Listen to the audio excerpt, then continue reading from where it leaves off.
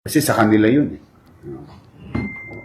eh. Ako kasi, ayoko na marami requisitos. Kung gusto mong ibigay, ibigay mo.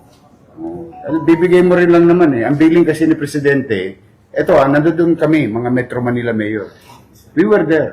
Very specific ang sinabi ni Presidente kay Executive Secretary Ralph Recto. Ang sabi ni Presidente, lisensya lang. Yung listahan na ibibigay ng lokal, tapos lisensya. Wala na. Nagulat kami, pati birthday. Nandun na nga yung birthday sa lisensya eh. Palongges talaga. Pati middle. Ito pa, gusto nyo, pati email.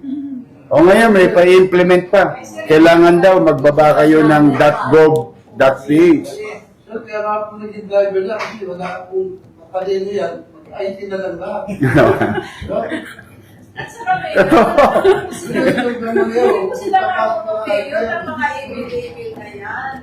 Alam nyo, mahirap pag nasa bureaucracia ay hindi tagalupa. Pag inuutusan hindi tagalupa, wala yung puso. Ang alam lang nila, numero. Letra at numero.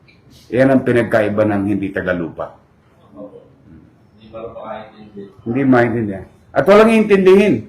Ang intindihin lang sa kanya, ang sinabi pula, pula. Ang sinabi dilaw, dilaw.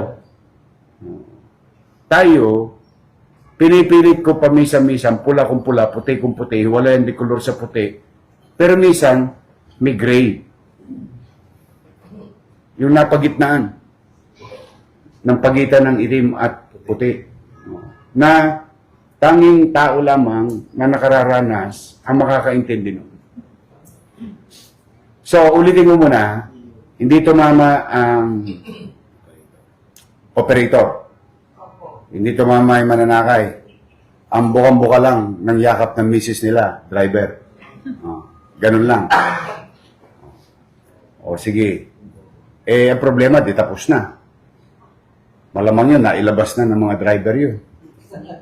Wala na.